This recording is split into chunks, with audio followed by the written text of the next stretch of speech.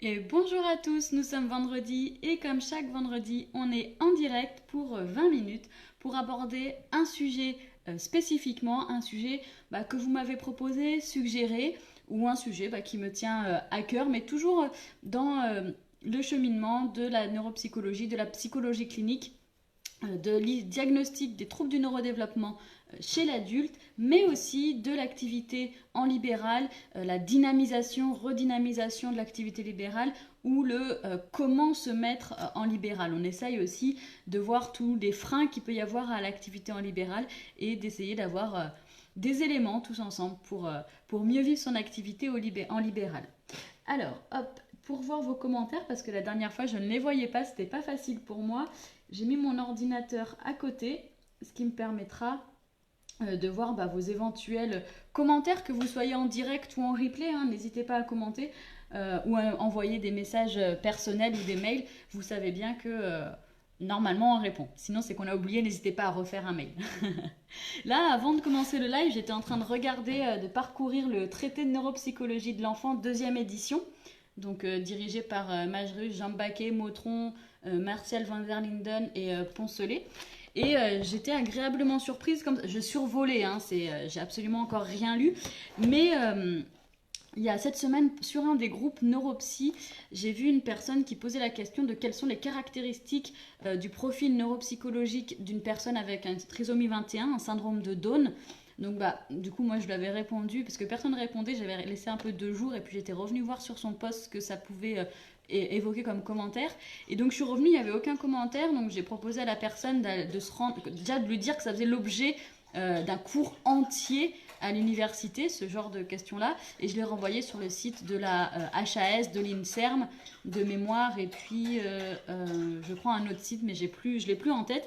Et je vous dis ça parce que là, je vois que dans le traité de neuropsycho de l'enfant, il y a le chapitre 20 qui concerne le syndrome de Down, et qui reprend donc tout le profil psychologique, neuropsychologique. Attendez, c'est page 378. Tac.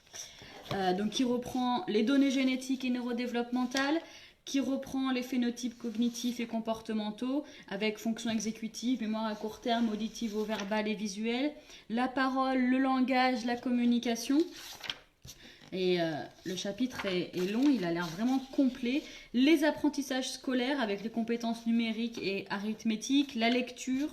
Et ensuite, on arrive sur la conclusion. Et évidemment, il y a une bibliographie qui fait 1, 2, 3, 4, 5, 6, 7, 8 pages de bibliographie seulement sur le chapitre du syndrome de Down. Donc on peut espérer que les chapitres, s'ils sont tous comme ça, aussi fournis en bibliographie, qu'ils sont vraiment très complets, bien que ça doit rester des synthèses, mais des synthèses quand même complètes. Et là, on a tout sur le syndrome de Down chez l'enfant. J'ai vu aussi qu'il y avait un chapitre sur la prématurité, ce que je trouve extrêmement intéressant, que vous travaillez chez l'adulte ou chez l'enfant. Je trouve ça extrêmement intéressant. Il y a aussi la microdélétion 22Q11, voilà, 22Q11.2, qui est aussi évoquée. L'autisme, évidemment. Donc, j'ai vraiment hâte de commencer à le lire. Je pense que je vais y mettre la semaine prochaine. Peut-être que vous l'avez vu, mais chaque mercredi, je publie un extrait d'un bouquin le mercredi. Et là, en ce moment, c'est un bouquin sur l'autisme. Et à chaque fois, je fais 10 vignettes sur 10 semaines. Je pense que pour les 10 prochaines vignettes, parce que le bouquin sur l'autisme finit cette semaine, je pense que je vais faire peut-être le traité avec des extraits de bouquins.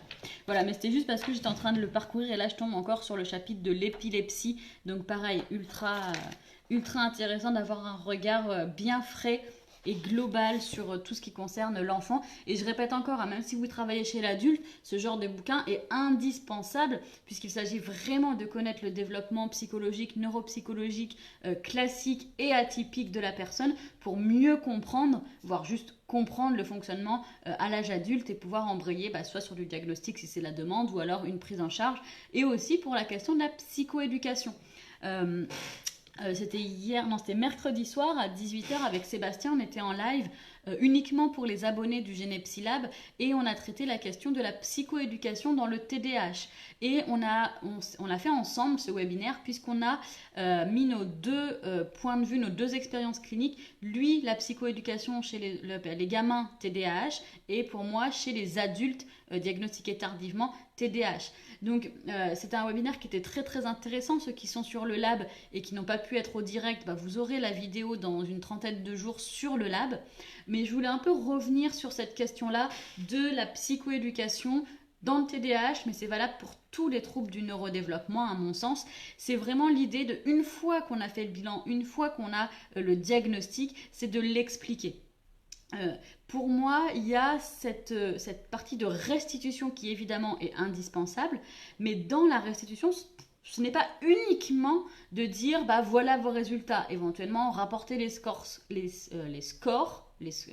données scorées. Pour moi, c'est pas vraiment ça la restitution, c'est vraiment expliquer qu'est-ce qui ressort du bilan. S'il y a un diagnostic, le dire, mais vraiment rapidement, pas au bout d'une heure d'entretien, le poser quasiment tout de suite, dire voilà, le profil, le bilan neuropsychologique est évocateur de, ou va dans le sens de, ou pour moi, ça correspond à un diagnostic de. Et ensuite, embrayer directement sur la psychoéducation, d'accord ? C'est... à mon sens, là, ça fait partie, c'est la grosse partie de la restitution des résultats.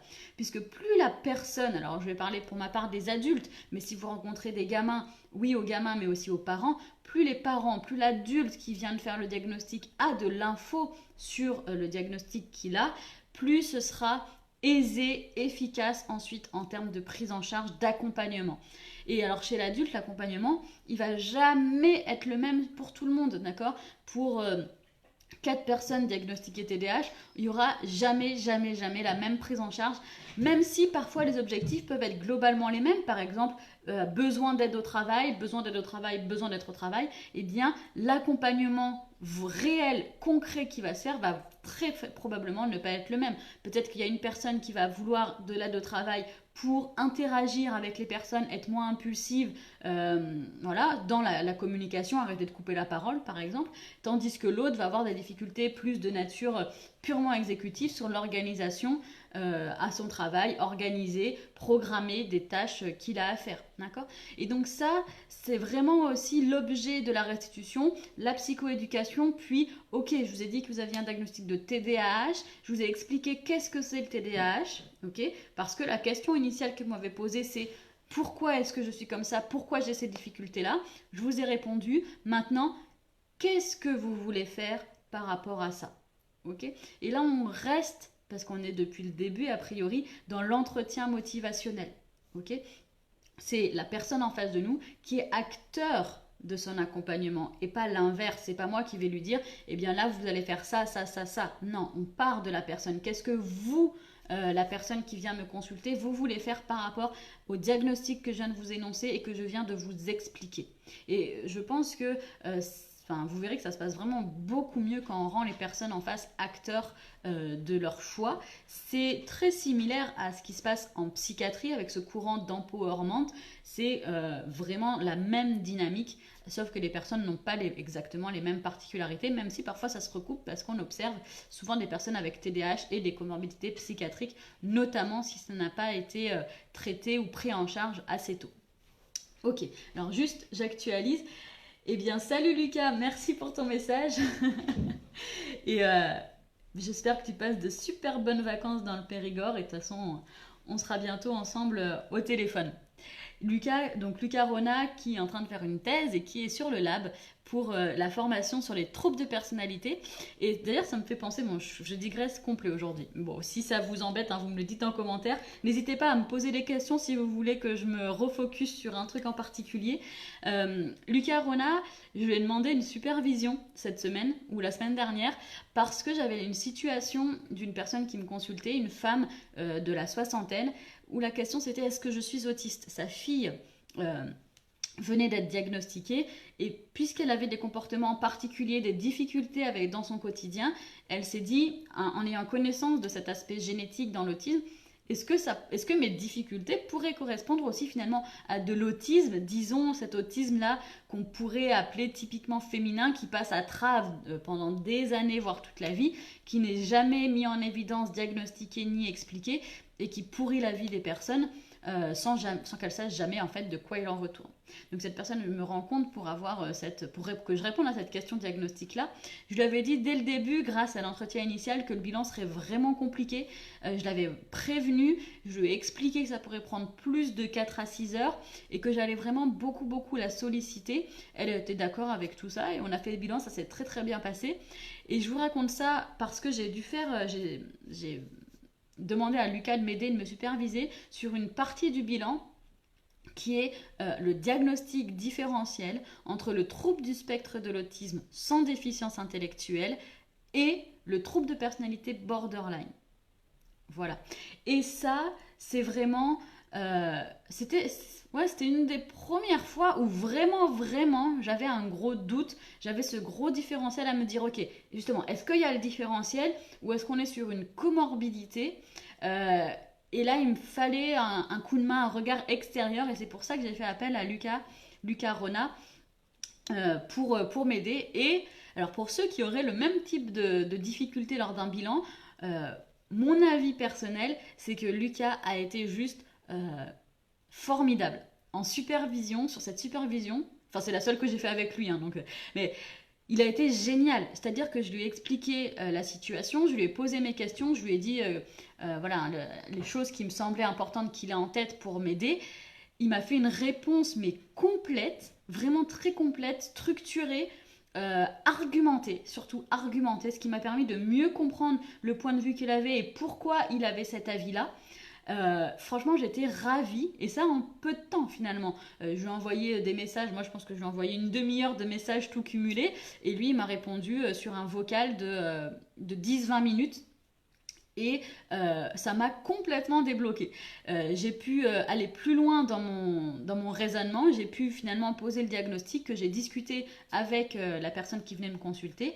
Et c'était vraiment quelque chose, en plus ça collait exactement, la personne était ravie. Moi, je lui ai dit à la personne qui me consultait que j'avais été supervisée pour cette question-là. D'ailleurs, je le dis dès le début, dès l'entretien initial, que si à un moment donné leur situation me pose trop de questions ou que ça me pose parfois même des difficultés, je n'hésite pas à faire appel à des collègues qui me supervisent sans hésiter. Et ça, je le dis aux patients dès le début. Hein. Pour moi, c'est pas quelque chose de secret ou de négatif. Au contraire, je leur explique que c'est justement pour avoir un regard extérieur, pour avoir pour pouvoir échanger. Et finalement, ça, ils le comprennent très très bien et ils sont même plutôt favorables à cette démarche-là de supervision.